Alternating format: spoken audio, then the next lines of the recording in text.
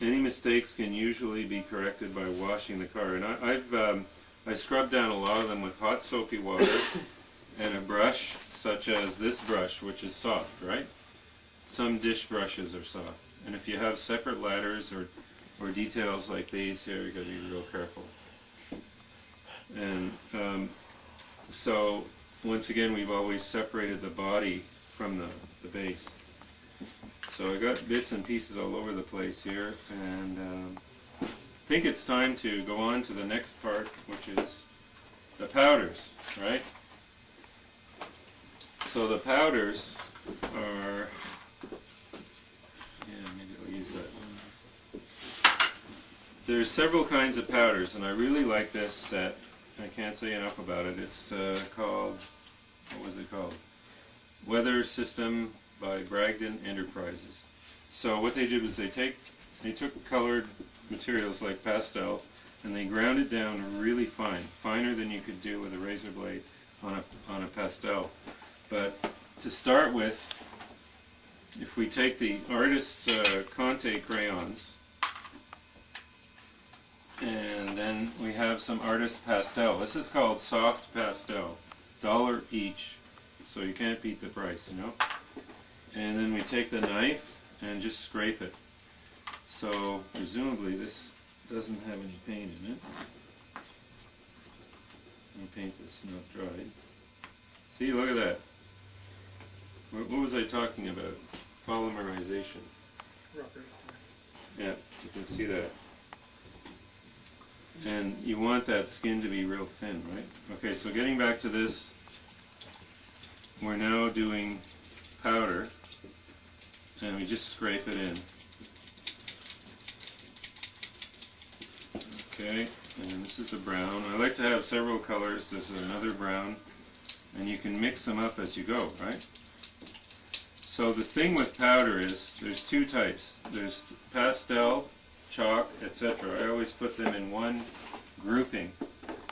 And the other grouping, and this is a Tamiya Weathering Master kit.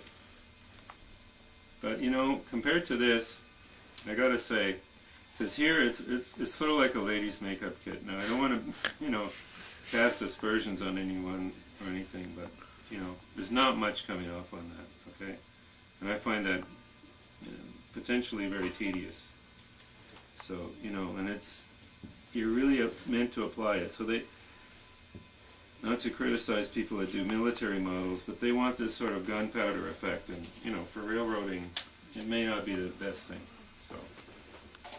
So what we do is we take the powder, and you want a bristle brush, and this is a fairly rough and ready bristle brush, made with pig's bristles. And you just jam it right in.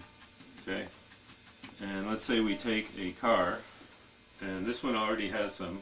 Well, this is not fair, so we'll take one that doesn't have any, and just sort of go into areas with it. I'm just going to do an area so that you can see what effect it has. It does tend to go into the depths and bring out the depths the same way the black paint did. Okay, but it doesn't adhere very well, and you can take it off, right? So we're going to go into the door here and scratch it in. So you would have to do a car and then set it aside without handling it, because don't forget, this is what the police use to pick up fingerprints. So that's what your cars will look like. They'll have fingerprints all over them. And so hence we wanted to try something a little bit better. So in this case, we got the door. See the door? We'll pass this around, see the difference with the door. It's just subtle, and you don't want to do much. Now, let's say putting this aside, and the ideal method would be to put, what is it, Tester's dull coat on? Yeah. Because, you know, this one here, these two accepted the paint, the powder pretty much. And they haven't been done with dull coat, but the paint was dull. So that was good. And if you take this other one here, this is a Tichy kit. And the Tichy kit had a spray of, you know, shiny black paint on it. And then I went at it with the chalks. So you get a combination of the shiny paint and the weathered chalk.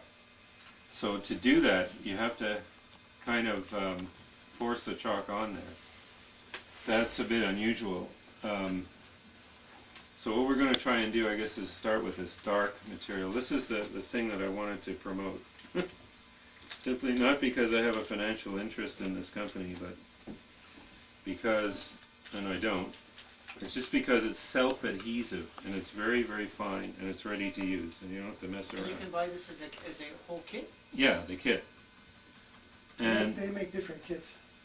yeah, They make this different is kits. the most expensive kit. I think it's $25. And the reason it's expensive is because it.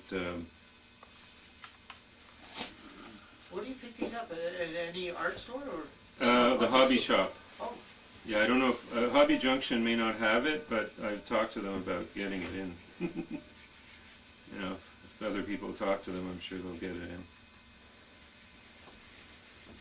So here, what they're saying is it's self-adhesive, so you don't have to overspray it with testers. You're supposed to underspray it with testers. So you notice if I go back and forth, I'm going to have brush strokes.